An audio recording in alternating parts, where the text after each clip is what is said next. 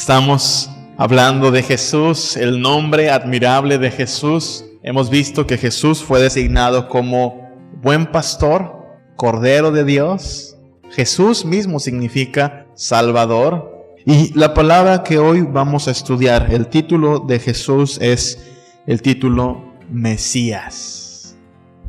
Lucas 2, 10 al 11 nos dice lo que los ángeles anunciaron a los pastores la noche que Jesús nació. Pero el ángel les dijo, Lucas 2, 10, no temáis, porque he aquí os doy nuevas de gran gozo, que serán para todo el pueblo, que os ha nacido hoy en la ciudad de David un Salvador, que es Cristo el Señor. Algo que tenemos que recordar para aclimatarnos a lo que la Biblia nos va diciendo es que la palabra Cristo no es un nombre. He escuchado, de ahí viene el nombre Christopher, o hay personas a las que se le pone el nombre Cristo. Bueno, no vamos a discutir si es correcto o no. Pero Cristo no es un nombre. Cristo es un título. Tal como lo es el título capitán, director, regente.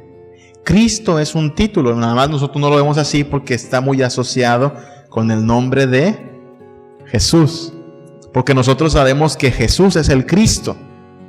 De ahí que se hizo muy común usar el nombre combinado Jesucristo.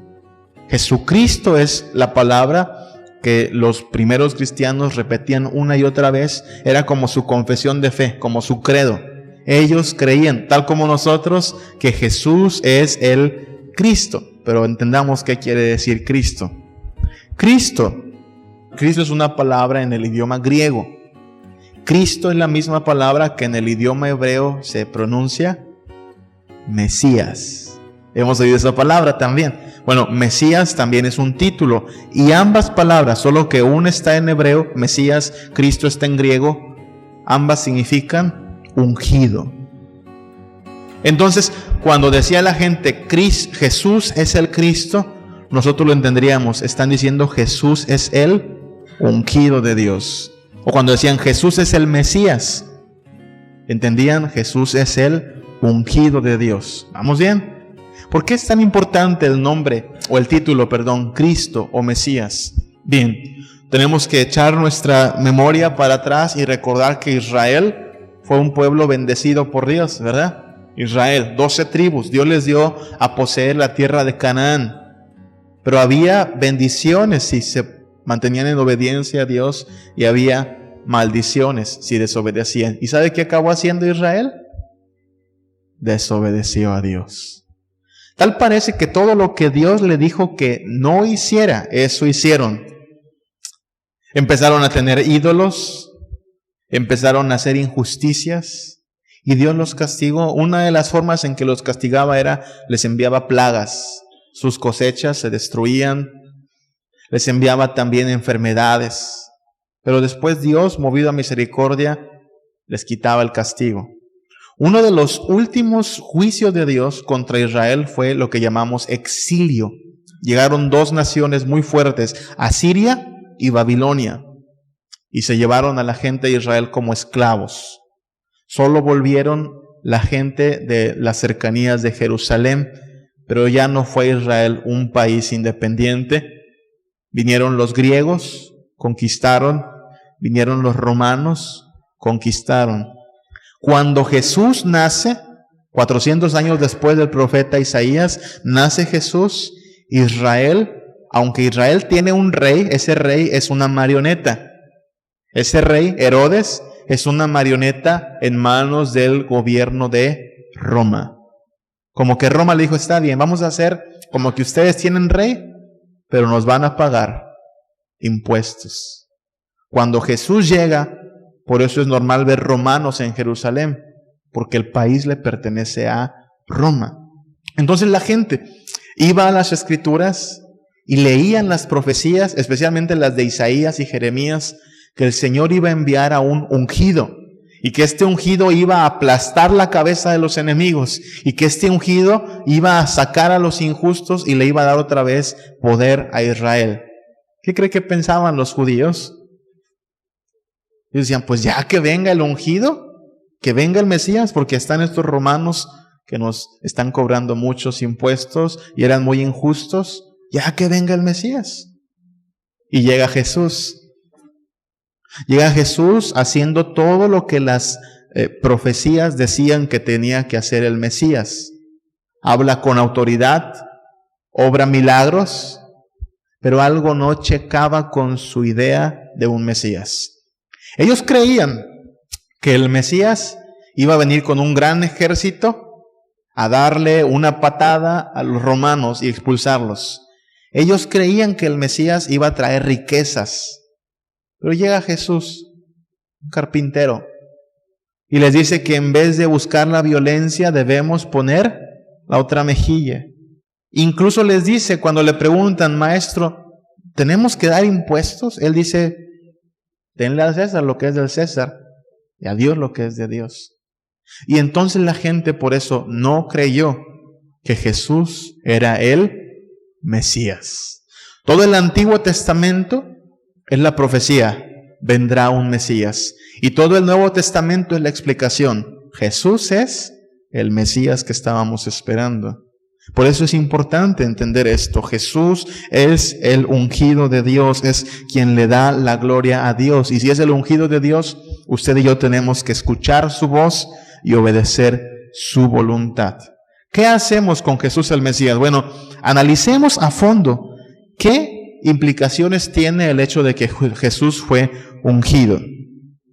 En el Antiguo Testamento, en Israel, solo se ungía a 3 tipos de personas. Había 3 ocupaciones o 3 oficios que necesitaban que se ungiera a la persona. Vaya, se le echaba un poco de aceite en la cabeza y se hacía una oración especial porque Dios había decidido que esa persona iba a ser la que cumpliera con ese papel. Uno de los primeros que se ungía era el profeta. Ese es el primer oficio que Jesús cumple, profeta. Y si quiere anotar, podemos anotar. Jesús fue ungido para anunciarnos la verdad. Para eso lo ungió Dios. Jesús fue ungido para anunciarnos la verdad. Esa es la tarea de un profeta. A veces creemos que los profetas solo predicen el futuro, ¿no? Escuchamos a Nostradamus y esas cosas locas, pero no. Los profetas, su tarea principal era declararle al pueblo la voluntad de Dios. Y ciertamente sí decían algunas cosas que iban a pasar, pero estas cosas estaban condicionadas a si el pueblo hacía caso o no. El profeta se plantaba y le decía, a ver pueblo, Dios dice que ustedes ya se pasaron de idólatras. Y dice que si ustedes se arrepienten, los va a perdonar. Pero si no se arrepienten, va a venir una nación y se los va a llevar al exilio. Estaba de alguna manera prediciendo lo que va a pasar, pero había condiciones. Si obedeces, no va a pasar. Si desobedeces, va a pasar. Así es que la tarea del profeta es anunciar al pueblo la voluntad de Dios. Déjenme aclaramos algo más. Muchas veces ser llamado por Dios para ser profeta era saber que lo iban a matar. El profeta sabía eso. Si Dios ya lo llamó para dar un mensaje al pueblo, lo más probable es que lo maten. ¿Sabe por qué? Mire, había así como un ciclo constante en Israel. El pueblo se corrompía, dejaban a Dios, se volvían a la idolatría, se hacían hipócritas, se hacían indiferentes. Entonces Dios llamaba a un profeta. Hay muchos para escoger. Isaías, Jeremías, Ezequiel, Daniel, Oseas, Joel, Amós, Abdías, Jonás, Miqueas, Nahum, todos esos profetas. Dios les daba un mensaje. Ve y dile esto a mi pueblo. Si el pueblo escuchaba el mensaje del profeta, el profeta les iba a advertir acerca de lo que pasaba si desobedecían. Si el pueblo entendía, entonces se arrepentían y final feliz de la historia. Pero generalmente no ocurría eso. Generalmente venía el profeta, les decía la verdad, Dios está enojado porque ustedes son esto y esto y esto. Y el pueblo generalmente, en vez de escuchar, ¿sabe qué hacía? Se endurecía más. Y le desagradaba lo que le decía el profeta y lo mataban. Muchos profetas así acabaron muertos. Todo porque el mensaje que decían no le gustaba al pueblo. Pensemos en esto. Muchos hoy dicen que sería bueno escuchar a un profeta de aquellos tiempos. Dicen, sería bueno escuchar a Elías. O sería bueno escuchar a Isaías. ¿O qué tal si pudiéramos escuchar un mensaje de Jeremías? Y yo pienso, hermanos míos, ¿saben qué pienso? Pienso que no lo soportaríamos. No lo soportaríamos porque el profeta ponía el dedo en la llaga, señalaba la falsedad, llegaba al corazón, pero no con palabras tiernas y dulces, muchas veces con palabras cortantes y directas. Esa era su tarea. Isaías 30, del 9 al 14, nos muestra cómo ocurría. Porque este pueblo es rebelde, hijos mentirosos, hijos que no quisieron oír la palabra, la ley de Jehová, que dicen a sus videntes, esa es otra manera de llamarle a los profetas, no veáis. Y a los profetas, no nos profeticéis lo ¿qué? Lo recto. No, decidnos cosas halagueñas, profetícenos mentiras. Miénteme más, profeta, que me hace tu maldad feliz. Dejad el camino, apartaos de la senda, quitad de nuestra presencia. Oiga lo que están pidiendo. Quitad de nuestra presencia al Santo de Israel.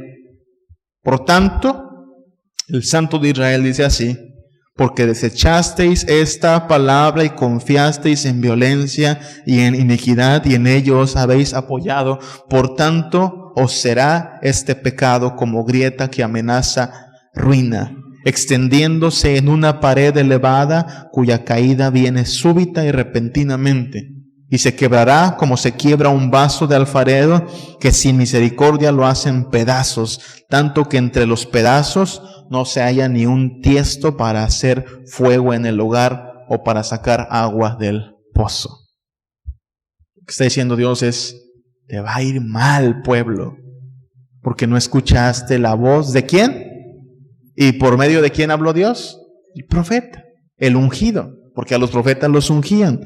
Jesús fue ungido para anunciarnos la verdad, pero con Jesús pasó muy similarmente a lo que pasaba con los profetas.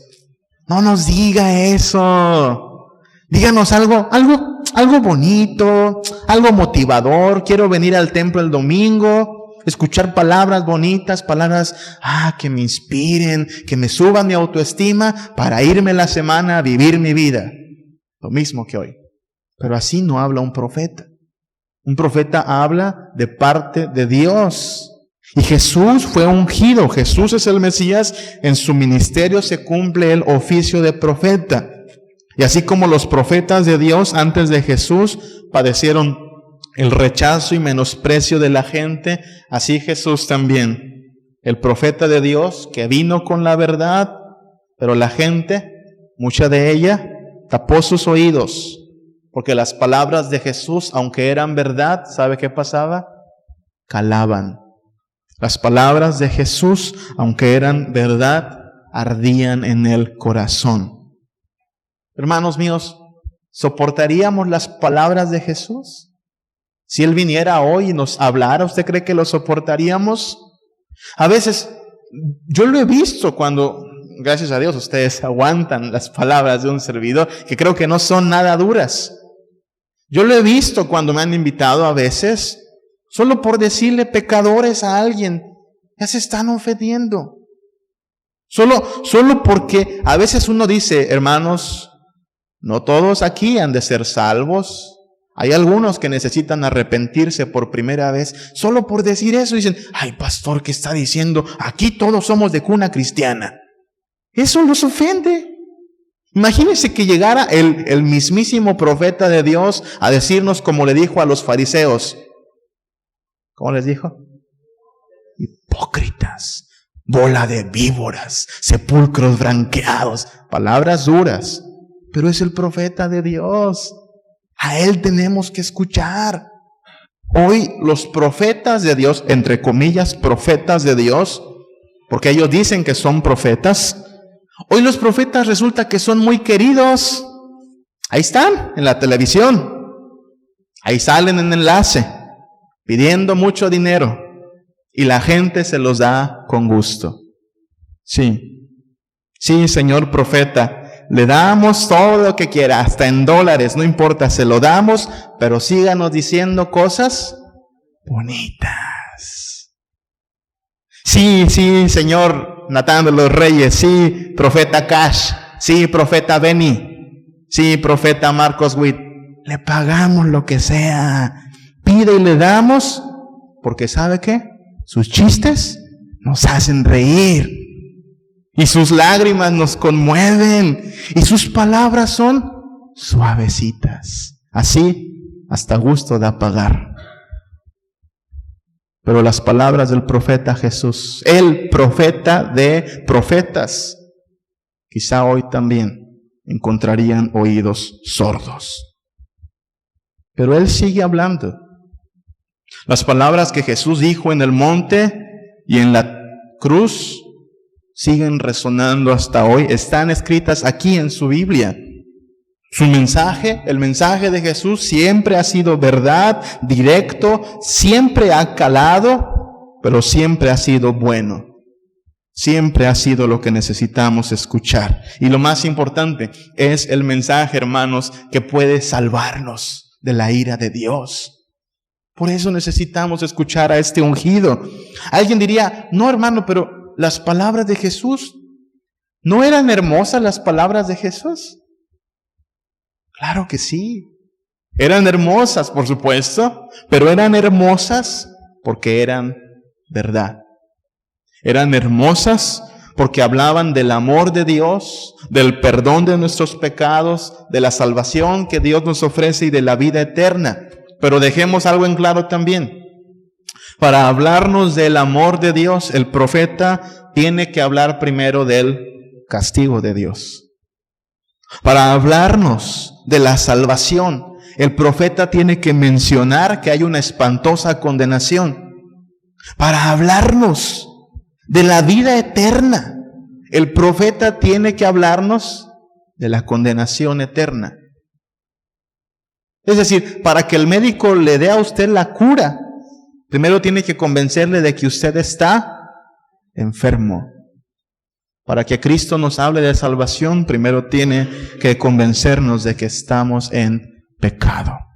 Y es entonces cuando sus palabras son hermosas, no porque sean fáciles de digerir, sino porque nos dicen lo que es verdad y lo que nos puede salvar. Advertencia, hermanos míos. Hay falsos profetas. Deuteronomio capítulo 13, versículos del 1 al 3. Cuando se levantare en medio de ti profeta o soñador de sueños y te anunciare señal o prodigio.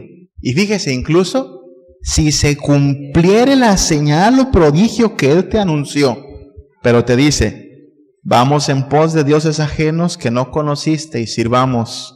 No darás oído a las palabras de tal profeta, ni al tal soñador de sueños, porque Jehová, vuestro Dios, os está probando para saber si amáis a Jehová vuestro Dios con todo vuestro corazón, con toda vuestra alma. Veamos. Mire, la fe de muchos es una fe del tipo ver para creer. Si lo veo, entonces es verdad. No falta el pobre ingenuo, pero también necio, que le dijeron, ¿sabes qué? La niña blanca es requete milagrosa. Tú le pides lo que quiera y te lo concede. Pero eso sí, tienes que darle lo que le prometiste. Y ahí va el ingenuo. Usted los ha conocido. Más de uno le ha dicho, sí te lo cumple. Yo se lo pedí y me lo cumplió. ¿Eso será bueno? ¿Pero se cumplió lo que le pidió? No, según lo que estamos leyendo, Dios está probando. Es decir, si le dicen que porque se cumplió es bueno, eso es falso. Hay muchos milagros que Dios, milagros entre comillas, que Dios permite que ocurran para probar el corazón de los hijos. A ver si de verdad amamos a Dios, por lo que nos dé o nos deje de dar. No necesitamos milagros para amar a Dios. El mayor milagro ya aconteció en la cruz. Salvación para todo pecador. Cuando usted escuche que alguien dice, pero es que se cumplió lo que él dijo, por eso es verdad. No. Si le apartan del Dios verdadero y le hacen ir tras dioses ajenos, no es verdad. Es un falso profeta. Hay muchos, de verdad, los hay muchos, hermanos. Incluso algunos colados entre la iglesia, ya lo dijo la Biblia, son lobos vestidos de ovejas. Pero no nos podemos equivocar. Solo Jesús es el verdadero profeta. Jesús, cuyo nombre es admirable, es el único que nos puede decir la verdad, porque Él fue ungido por Dios para hablarnos la verdad. Otros quizá nos van a hablar bonito, quizás sean muy elocuentes, pero si no hablan de Jesús como el único y suficiente Salvador, entonces no son más que engañadores. Hay muchos, especialmente los va a ver ahorita, al fin de año. Muchos que para tener dirección en su vida buscan a aquellos que aparentemente tienen la verdad, pero no son más que falsos profetas. Ahí están los predicadores de la prosperidad. Ahí están los, entre comillas, maestros de Reiki, Feng Shui, Yoga, astrólogos, motivadores superacionales, los brasileños de Pare de Sufrir, los esotéricos. Todos ellos están cortados por la misma tijera, falsos profetas. ¿Por qué lo sé? Porque no los escucho hablando de Jesucristo como el único y suficiente Salvador de el pecado.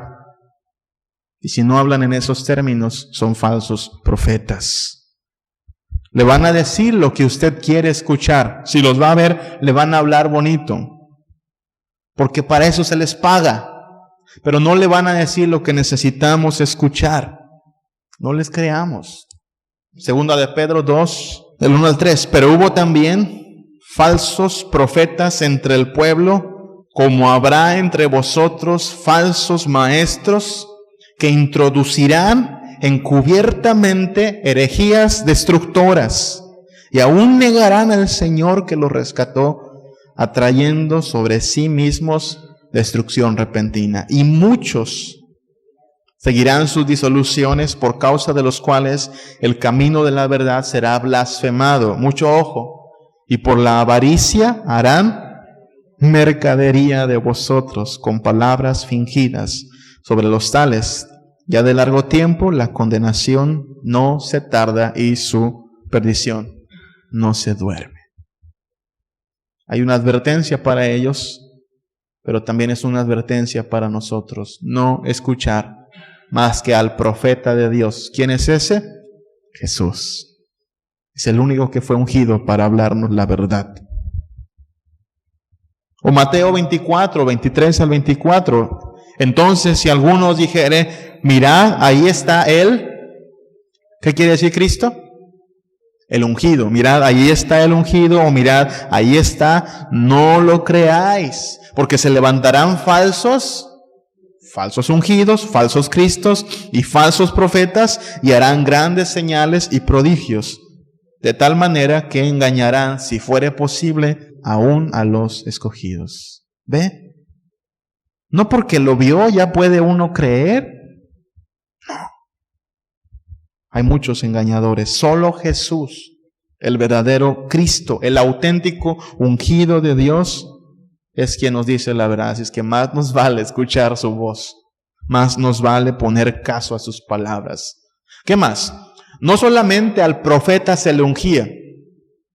Había una segunda ocupación para la cual también era necesario que se ungiera a la persona, y esa era la ocupación de sacerdote.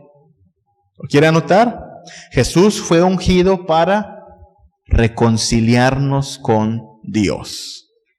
Jesús fue ungido para reconciliarnos con Dios. El profeta habla la verdad de Dios, el sacerdote reconcilia al pueblo con Dios. ¿Qué era un sacerdote?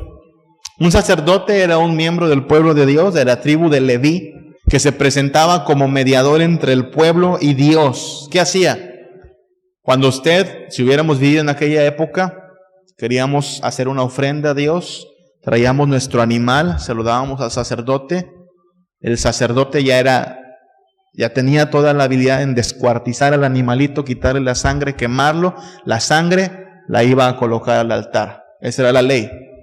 Pero algo pasaba con los sacerdotes humanos. ¿Sabe qué pasaba?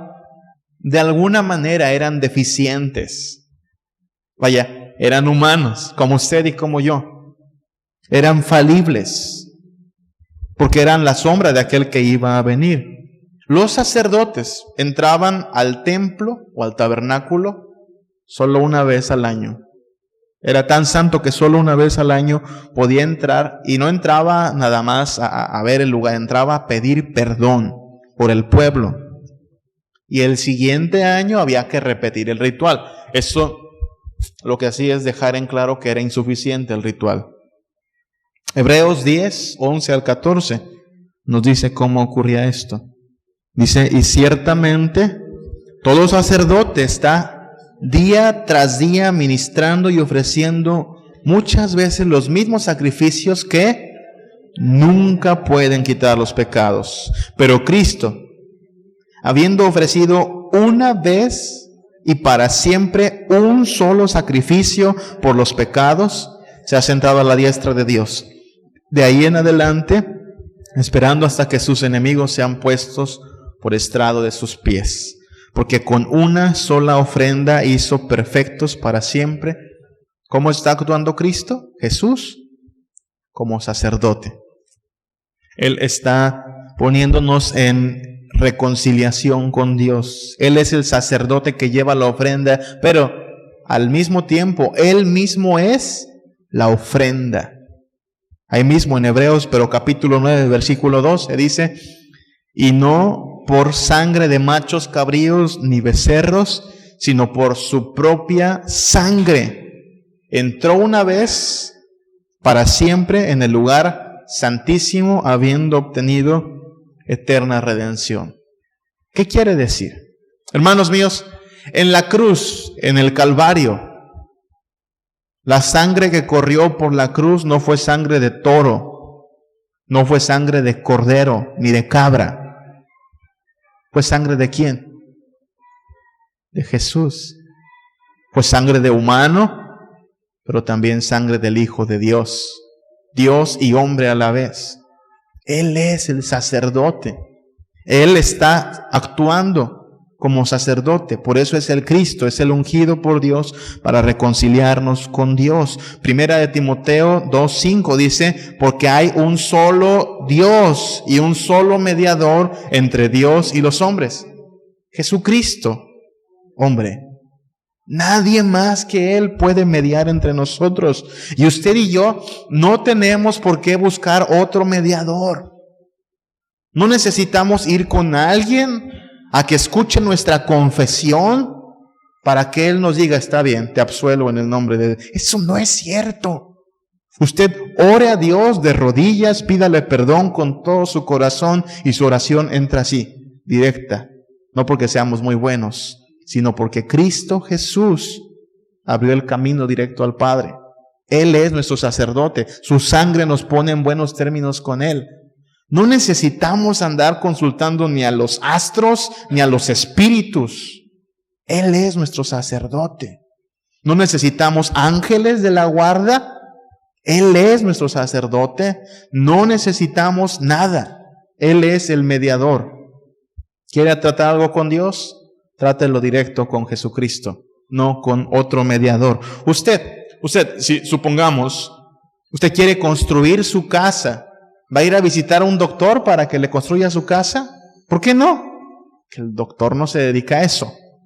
¿A quién hay que ir a buscar? Un albañil, él se dedica a eso. ¿Usted quiere perdón de pecados? ¿Va a ir a buscar a un psíquico?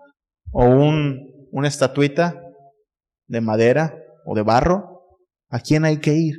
al único capacitado para mediar entre Dios y nosotros, Cristo Jesús, porque no hay otro mediador. Él fue ungido para reconciliarnos con Dios, Cristo Jesús.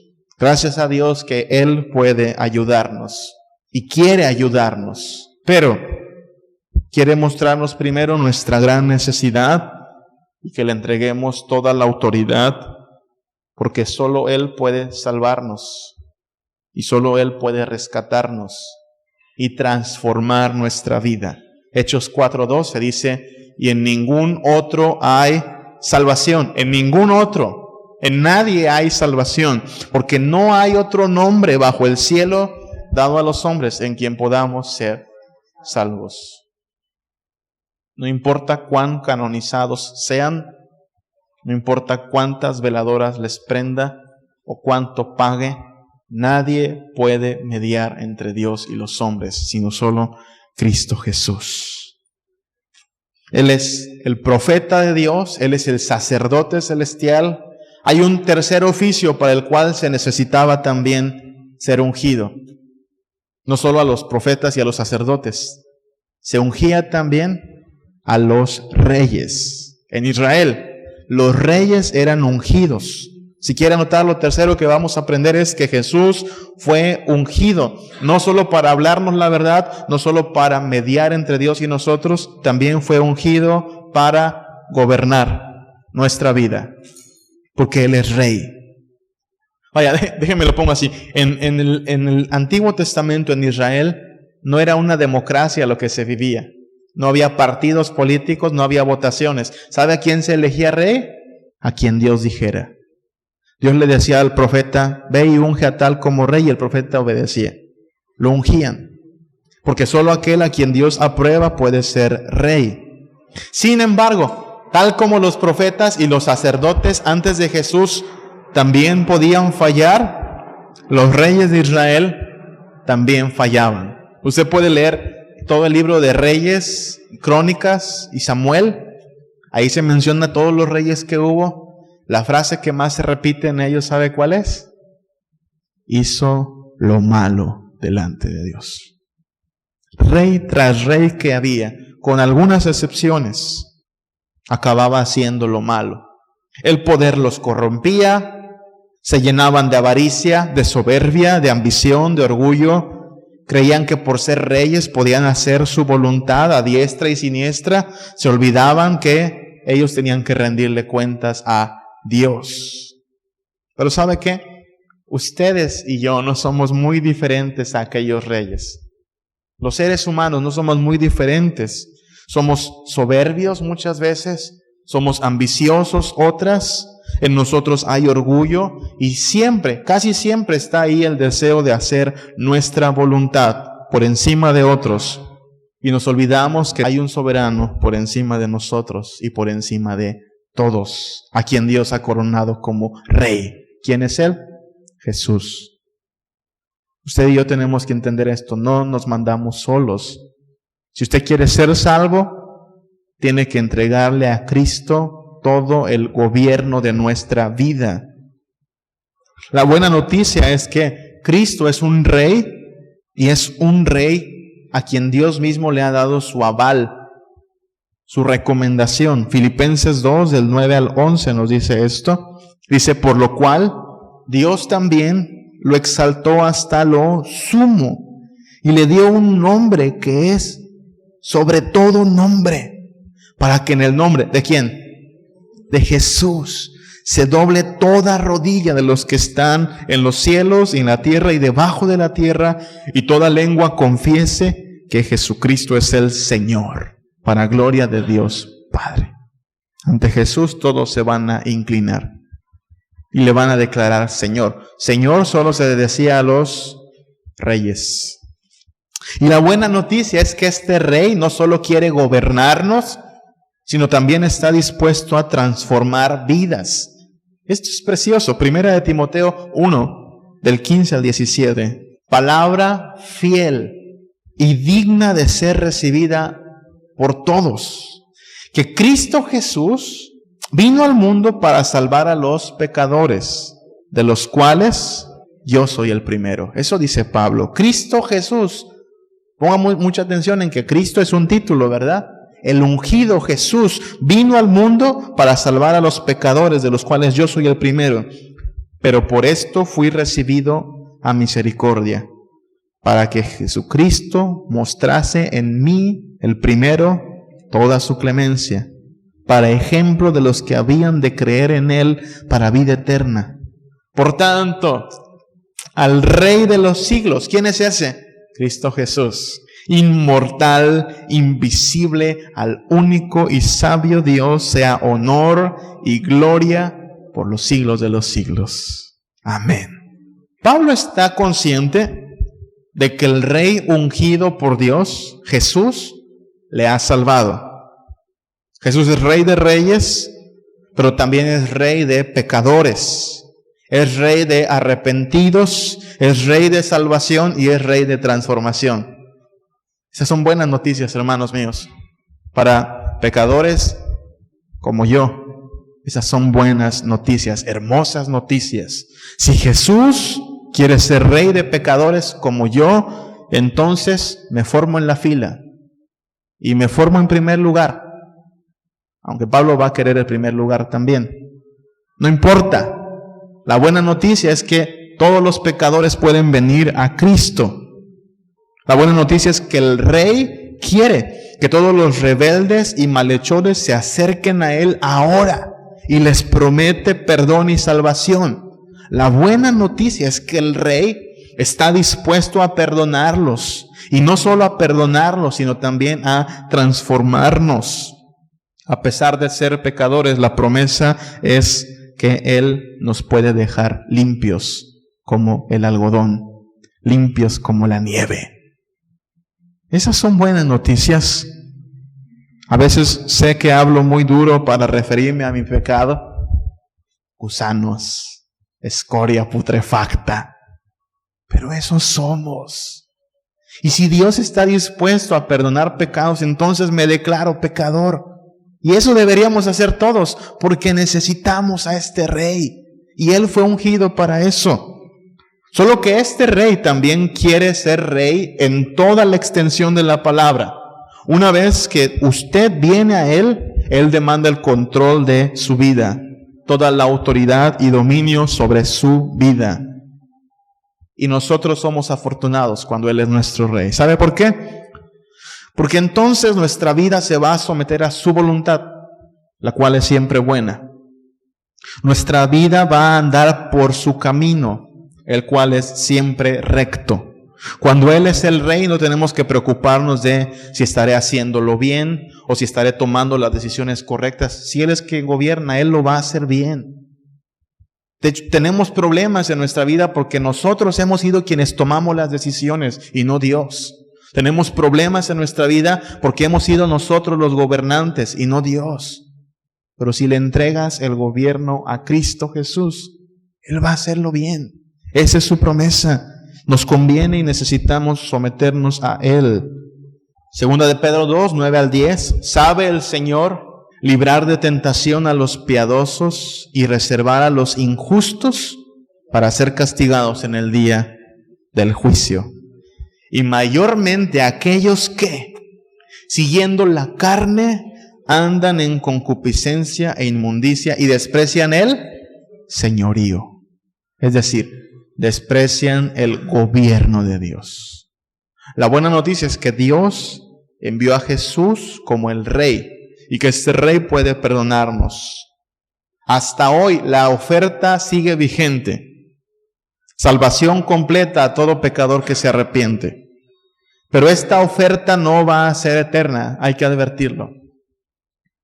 Esta oferta va a haber un día en que Dios dirá, se acabó.